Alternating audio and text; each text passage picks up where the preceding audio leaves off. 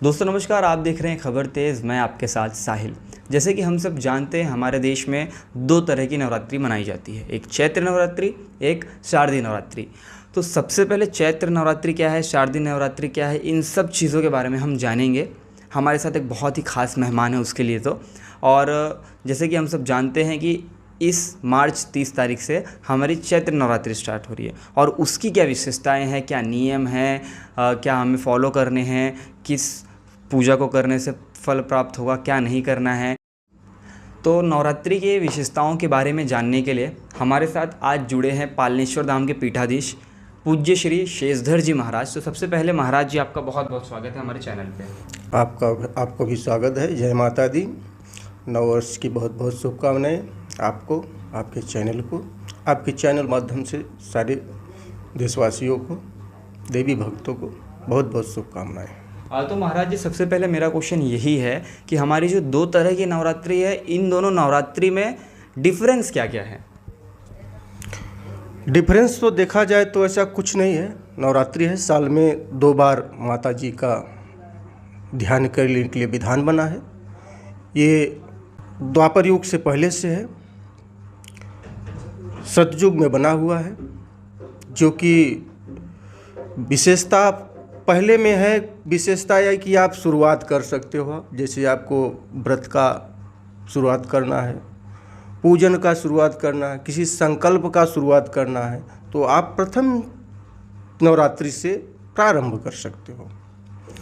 और द्वितीय नवरात्रि को आप जब भी उसका पारण करना हो तो आप द्वितीय नवरात्रि को कर सकते हो। शारदीय नवरात्रि में आप पूरे मन से, हर्षोल्लास से, आपकी जो भी मनोकांक्षा हो, पूर्ण हुई हो, जो भी अभिलाषा हो, उसको आप अगर करने के बाद आप सफल हो गए तो शारदीय नवरात्रि में आप उसका उद्यान कर सकते हो। ऐसा विधान बना है। ठीक है। तो महाराज जी, ये जो हमारी चैत्र नवरात्रि स्टार्ट हो रही है, इस चैत्र नवरात्रि की समय क्या है और पूजन का क्या नियम होगा, इन सब चीज़ों के बारे में ज़रा हमारे दर्शकों को बताइए।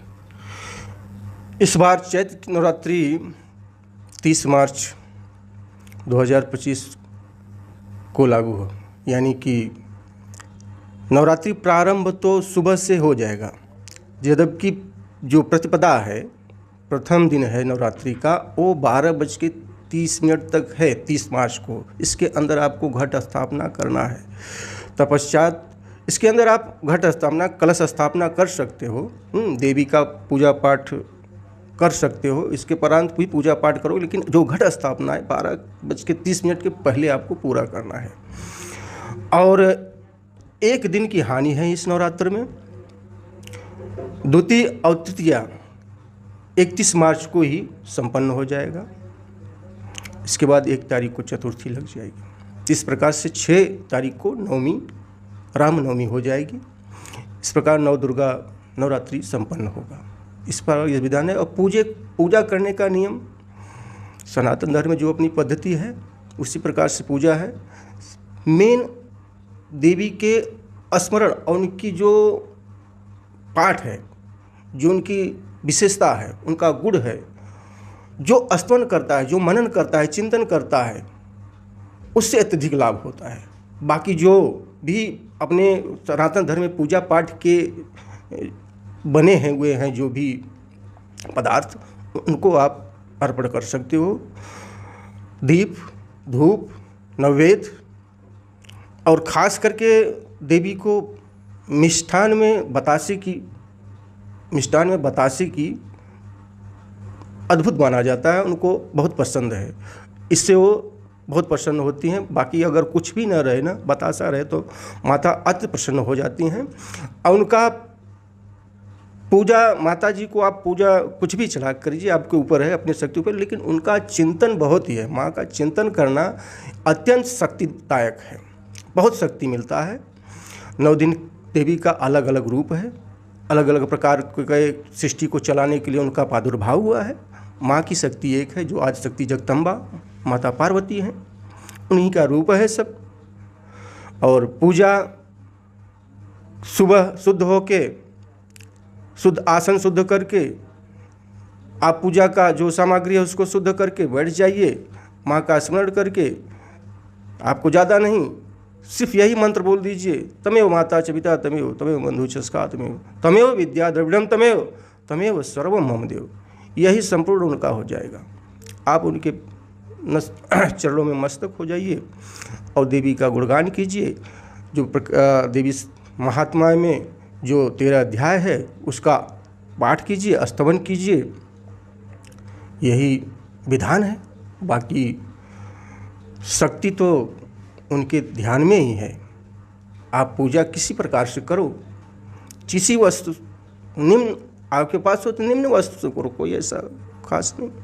ठीक है। तो महाराज जी एक और प्रश्न है मेरा कि जैसे हम जानते हैं कि नवरात्र में व्रत की एक विधि है जो हमारे कई पुरखों से चलती आई है, ठीक है, लेकिन उस व्रत को भी कुछ अलग अलग तरीके से बांटा गया है, ठीक है। कई बार कुछ बांटा गया है, कुछ एक चढ़ती उतरती व्रत करके है, राइट। उसके बाद में फिर एक है हम 9 दिन का देवी के लिए उपवास रखते हैं। तो इन दोनों का मतलब एक विधि क्या है? बेसिकली मैं ये जानना चाहूँगा कि फल कैसे प्राप्त होता है और चढ़ती उतरती व्रत किस तरह से सही है और 9 दिन का व्रत में क्या डिफरेंस है। मतलब अगर हम चढ़ती उतरती व्रत करते हैं तो क्या हमें वही फल प्राप्त होता है जो 9 दिन के व्रत पे फल प्राप्त होता है?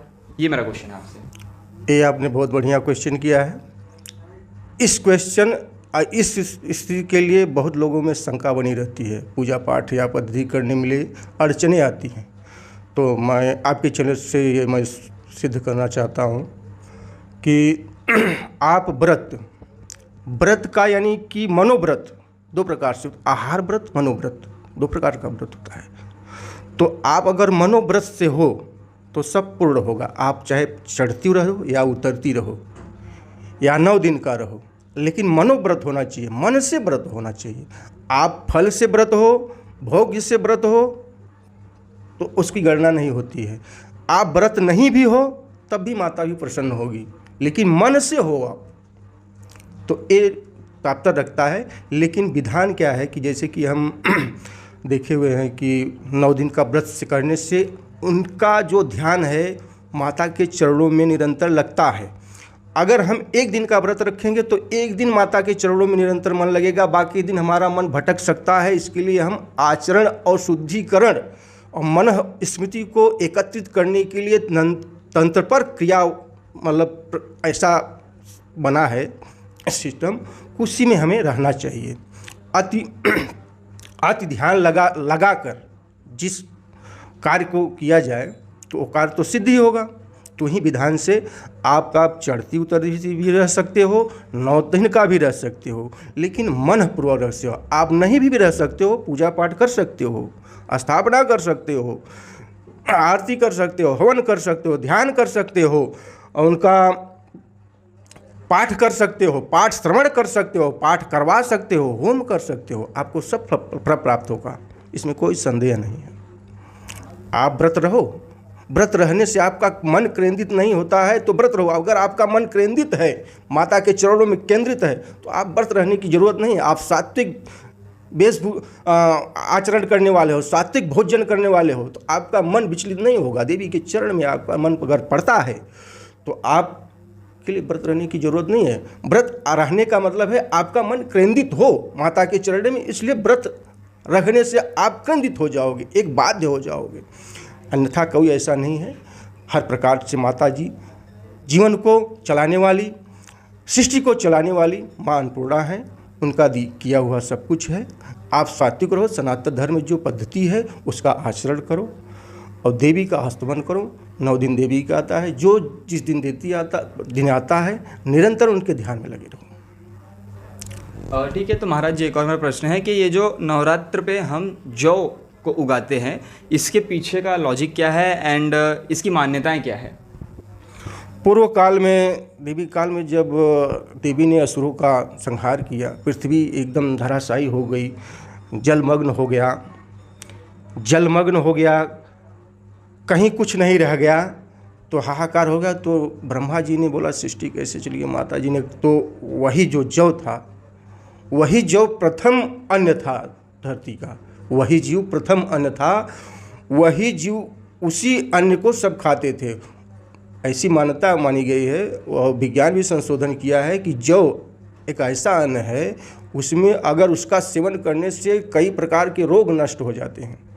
तो जौ माता जी का प्रथम आहार है, प्रथम आकार है और सृष्टि करने का प्रथम ये अन्न है। सृष्टि मतलब चलाने का प्रथम अन्न है, जीवों की भरण पोषण करने के लिए, पालनेश्वर धाम की छवि को बढ़ाने के लिए। श्री पालनेश्वर महादेव महाराज जो विराजमान हैं, जो सबका कल्याण करने वाले हैं, इस जौ ही द्वारा करते हैं। इसलिए जौ माता के नवरात्रि में अति अनिवार्य है, कलश में अति अनिवार्य है। ठीक है, तो ये थे हमारे साथ पालनेश्वर धाम के पीठाधीश श्री शेषधर जी महाराज। इसी तरह की हर खबर जानने के लिए हमारे साथ बने रहिए हमारे चैनल पे। तब तक के लिए बने रहिए हमारे साथ। नमस्कार।